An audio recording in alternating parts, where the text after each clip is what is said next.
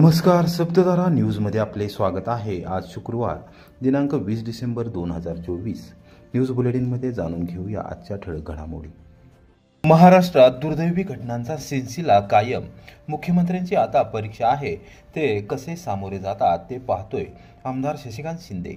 बीड जिल्ह्यातील घटनेवर मुख्यमंत्र्यांचा रिप्लाय काय येत आहे याची आम्ही वाट पाहत आहोत। पोस्टमार्टम रिपोर्ट आला आहे। सर्वपक्षीय आमदारांनी ज्या प्रकारची भयानकता दाखवली, अशा प्रकारची मारहाण आणि खून होत असेल तर हे दुर्दैव आहे। याचा अर्थ असा आहे की काही केलं तरी आता काही होत नाही, अशा प्रकारची दहशत आहे। ही दहशत आहे। अख्ख्या बीडमध्ये आता दहशत झाली आहे। या दहशतीवर कोणाला राज्य करायचं आहे हे माहीत नाही। मला वाटतं की मुख्यमंत्री देवेंद्र फडणवीस यांच्यावर आता जनतेची जबाबदारी आहे। ते संवेदनशील आहेत। त्यांना वाटतं की आता चुकीचं काय होऊ नये। मुख्यमंत्री झाल्यानंतर 2-3 घटना राज्यात घडल्या आहेत। त्यांची परीक्षा आहे। त्या परीक्षेत कशा पद्धतीने उत्तर देतात हे पाहणे महत्त्वाचे ठरेल, अशी भूमिका राष्ट्रवादी काँग्रेस शरदचंद्र पवार पक्षाचे नेते आमदार शशिकांत शिंदे यांनी व्यक्त केली। नागपूर येथे विधान भवनाच्या प्रांगणात शुक्रवारी दुपारी 1:30 वाजता पत्रकारांशी संवाद साधताना आमदार शिंदे बोलत होते। राज्यात आणि केंद्रात सत्तेमध्ये आलो आहे म्हणजे आपण पाहिजे ते करू, अशा प्रकारच्या घटना आता संपूर्ण महाराष्ट्रात पाहायला मिळणार आहेत। एखादी घटना दिल्लीमध्ये घडली म्हणून आम्ही आंदोलन करत आहे।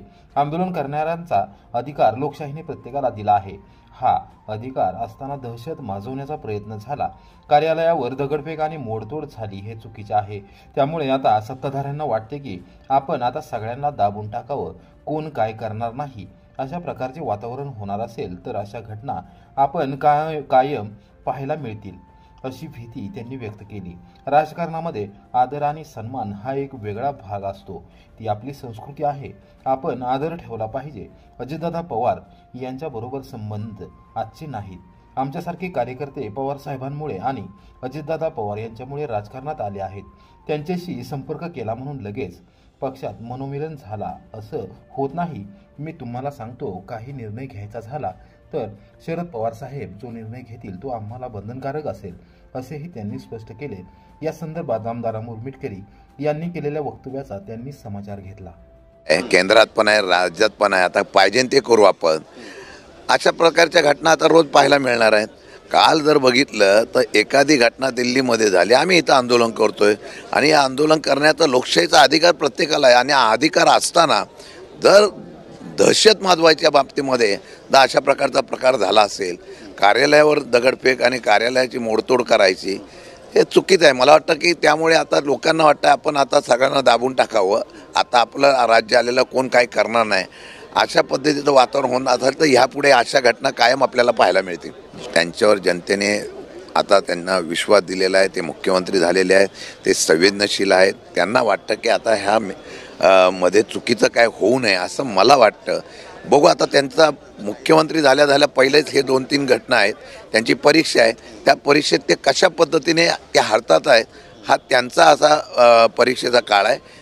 त्यांनी व्यवस्थित हाताळलं तर ठीक आहे, नाही व्यवस्थित हाताळलं तर विरोधक म्हणून आम्ही आवाज उठवूच। शशिकांत शिंदे मला म्हणाले की काही नाही, आता इथे म्हणजे आता सत्तेशिवाय हे नाही। मी असं कधी अमोल मिटकरींना म्हणालो नाही। अजितदादांच्या बरोबरचे संबंध काही आजचे नाही आहेत। हो, आमच्यासारखे कार्यकर्ते पवारसाहेबांच्यामुळे अजितदादामुळे राजकारणात आले ना, त्यांच्याशी संपर्क केला म्हणजे लगेच पक्षामध्ये मनोमिलन झालं किंवा पक्षामध्ये लगेच सोडून जातोय असं काही नाही। मी तुम्हाला सांगतो, काही निर्णय घ्यायचा झाला तर आदरणीय शरदचंद्रजी पवार साहेब जो घेतील तो आम्हाला बंधनकारक असेल। सातारा जिल्ह्यात 23 डिसेंबर रोजी दूध उत्पादकांचे आंदोलन, माजी खासदार राजू शेट्टी यांचे शेतकऱ्यांना आवाहन। स्वाभिमानी शेतकरी संघटनेच्या वतीने सातारा जिल्ह्यातील सर्व दूध उत्पादक शेतकऱ्यांकडून दिनांक 23 डिसेंबर रोजी राष्ट्रीय किसान दिनादिवशी संपूर्ण सातारा जिल्ह्यात बेमुदत दूध आंदोलन केले जाणार आहे। तसेच आंदोलन काळात सातारा जिल्ह्यातून तसेच इतर जिल्ह्यातून होणारी सर्व प्रकारची दूध वाहतूक बंद केली जाणार आहे। या आंदोलनाच्या पार्श्वभूमीवर स्वाभिमानी शेतकरी संघटनेचे नेते तथा माजी खासदार राजू शेट्टी यांनी शुक्रवारी सकाळी 9 वाजता सातारा जिल्ह्यातील दूध उत्पादक शेतकऱ्यांना आंदोलनात सहभागी होण्याचे आवाहन केले आहे। आपल्या न्याय हक्कासाठी आपण रस्त्यावर मोठ्या संख्येने उतरावे, असे त्यांनी नमूद केले आहे। पशुखाद्याचे दर भरमसाठ वाढलेले आहेत, तसेच उत्पादन खर्च देखील वाढलेला आहे। अशा परिस्थितीमध्ये खरं तर दुधाला 38 रुपयांपेक्षा जास्त भाव हा मिळायला हवा होता, पण प्रत्यक्षात सातारा जिल्ह्यातील दूध संघांनी दुधाचे भाव कमी केले आहेत। अशा परिस्थितीमध्ये शेतकऱ्यांमध्ये असंतोष आहे। त्या असंतोषाला वाट करून देण्याचा प्रयत्न स्वाभिमानी शेतकरी संघटनेने केला असून सर्व शेतकऱ्यांना विनंती आहे की त्यांनी या आंदोलनात मोठ्या संख्येने सहभागी व्हावे।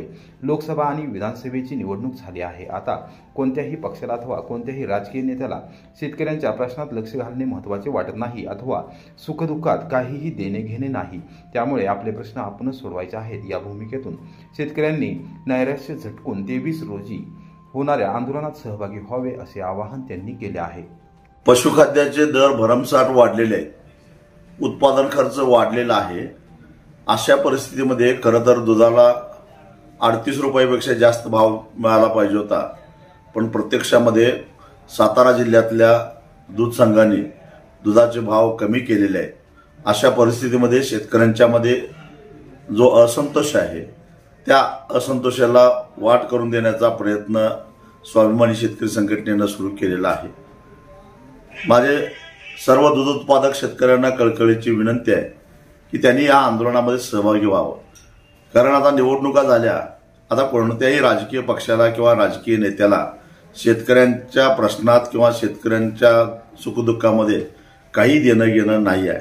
तेव्हा आपले प्रश्न आपणच सोडवायचे आहेत। या भूमिकेतून शेतकऱ्यांनी आता आळस झटकून आणि नैराश्य झटकून रस्त्यावर यायची तयारी दाखवली पाहिजे, तरच तुम्हाला न्याय मिळेल। म्हणून सातारा जिल्ह्यामध्ये जे दुधाचं आंदोलन उभं राहत आहे त्याच्यामध्ये सगळ्यांनी सक्रिय व्हा, एवढीच माझी विनंती आहे। कोरेगाव विधानसभा मतदारसंघात सोमवारपासून 3 तालुक्यांसाठी 3 ठिकाणी जनता दरबाराचे आयोजन। नामदार महेश शिंदे राहणार उपस्थित, सोडविणार जनतेचे प्रश्न। कोरेगाव विधानसभा मतदारसंघातून सलग दुसऱ्यांदा विजय मिळवल्यानंतर कृष्णा खोरे विकास महामंडळाचे उपाध्यक्ष नामदार महेश शिंदे यांनी मतदारसंघातील कोरेगाव, खटाव आणि सातारा तालुक्यातील सर्वसामान्य जनतेचे प्रश्न प्राधान्यक्रमाने सोडवण्यासाठी सोमवार दिनांक 23 ते गुरुवार दिनांक 26 डिसेंबर या कालावधीत सातारा, खटाव आणि सातार रोड येथे तालुकानिहाय जनता दरबाराचे आयोजन केले आहे।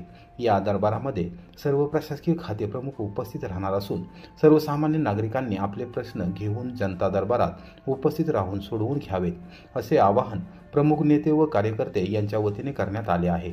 सोमवार दिनांक 23 डिसेंबर रोजी सकाळी 10:30 वाजता नामदार महेश शिंदे यांच्या कार्यालयाशेजारी कृष्णानगर येथील जलसंपदा विभागाचे करमणूक केंद्र इरिगेशन हॉल येथे सातारा तालुक्यात समाविष्ट असलेल्या गावांमधील जनतेसाठी जनता दरबार होणार आहे।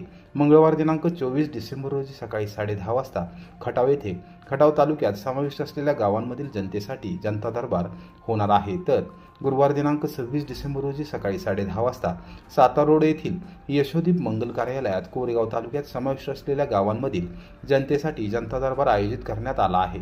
जनता दरबारास तालुकानिहाय प्रांताधिकारी, तहसीलदार, पंचायत समितीचे प्रशासक तथा गटविकास अधिकारी, तालुका कृषी अधिकारी, तालुका आरोग्य अधिकारी, तालुका पशुसंवर्धन अधिकारी, वनक्षेत्रपाल, उपजिल्हा रुग्णालय तसेच ग्रामीण रुग्णालयाचे वैद्यकीय अधीक्षक, पोलीस निरीक्षक, सार्वजनिक बांधकाम विभागाचे उपअभियंता, जिल्हा परिषद बांधकाम विभागाचे उपअभियंता, जलसंपदा विभागाचे उपअभियंता, ग्रामीण पाणीपुरवठा विभागाचे उपअभियंता, महावितरण कंपनीचे उपकार्यकारी अभियंता, भारत संचार निगम लिमिटेडचे उपकार्यकारी अभियंता, महाराष्ट्र राज्य मार्ग परिवहन महामंडळाचे आगार प्रमुख तसेच महाराष्ट्र जीवन प्राधिकरणाचे उपअभियंता यांच्यासह सर्व शासकीय निमशासकीय विभागाचे खाते प्रमुख यावेळी उपस्थित राहून सर्वसामान्य जनतेच्या प्रश्नांविषयी लक्ष घालणार आहेत।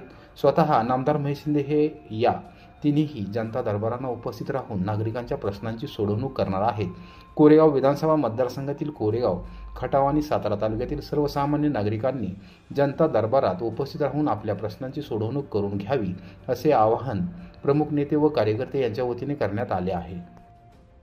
अजय येवले या युवकावर कारवाईच्या मागणीसाठी कोरेगावच्या आंबेडकर नगरमधील महिला आक्रमक प्रशासनाला सादर केले निवेदन, दिला आंदोलनाचा इशारा।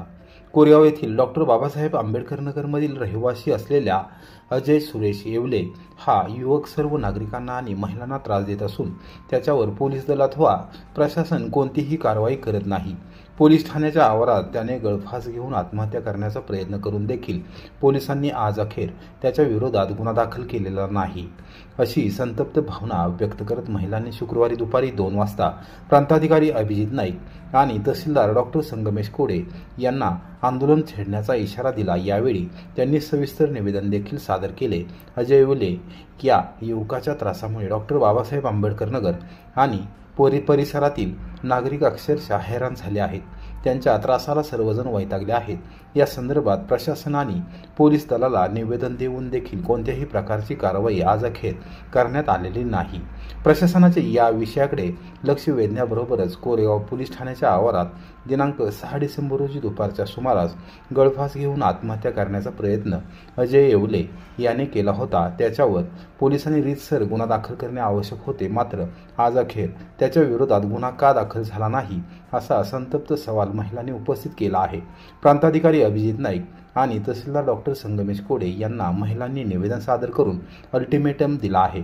या विषयात लवकरात लवकर कारवाई न झाल्यास तीव्र आंदोलन छेडण्याचा इशारा त्यांनी दिला आहे। आत्महत्येचा प्रयत्न केला त्यानं, मग त्याच्यावर तुम्ही गुन्हा दाखल केला का? आमच्या मुलानं न करून आमच्या मुलावर तुम्ही गुन्हा दाखल केला। आमच्या मुलानं काही गुन्हा न करता तुम्ही चौकशी केली नाही किंवा काही केली नाही, बिन चौकशी करता त्याच्या म्हणण्यानं आमच्या मुलावर गुन्हा दाखल केला। त्याच्यावर तुम्ही गुन्हा दाखल केला का? त्याच्यावर का गुन्हा दाखल केला नाही? आमच्या मुलावर केला, मग त्याच्यावर गुन्हा दाखल करत नाही तर आम्ही तर आता प्रांत ऑफिसला आम्ही निवेदन दिलेलं आहे आणि तुम्ही जर त्याच्यावर गुन्हा नाही दाखल केला तर आम्ही पण आंदोलन करू शकतो इथं।